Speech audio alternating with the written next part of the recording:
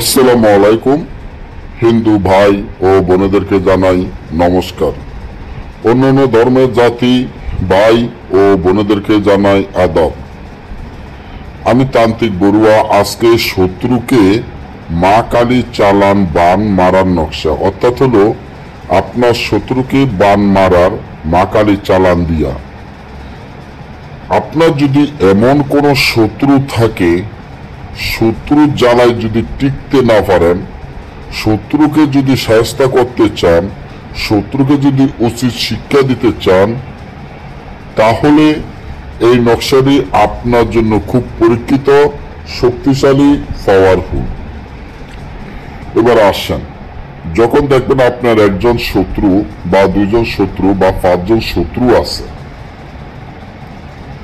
দিনের পর দিন আপনার অনেক ক্ষতি করতে করতে শেষ, আপনি এখন কি করবেন? খুব হতাশা বা টেনশনে পড়ে গেছে।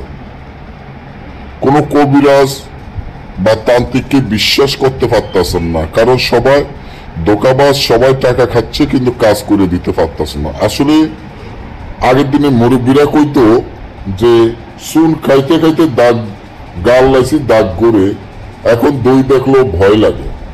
আপনারা তো চুন খাইতে খাইতে আপনাদের গাল দাগ করে ফেলছেন, এখন আপনাদের দই দেখলো ভয় লাগে। আমার কথা হয়তো আপনাদেরকে আরো বিশ্বাস হবে, কারো হবে না। যাক, ওটা আপনাদের ব্যক্তিগত ব্যাপার। আমি আপনাদেরকে দিয়ে দেওয়ার জিনিস আমি দিয়ে দিচ্ছি।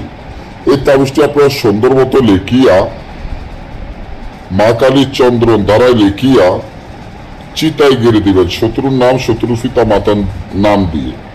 তবে সিলের রক্ত দিয়ে লেখলে খুবই উপকার হবে, ভালো হবে। সাথে সাথে দেখবেন আপনার শত্রু চিরদিনের জন্য মারা যাবে।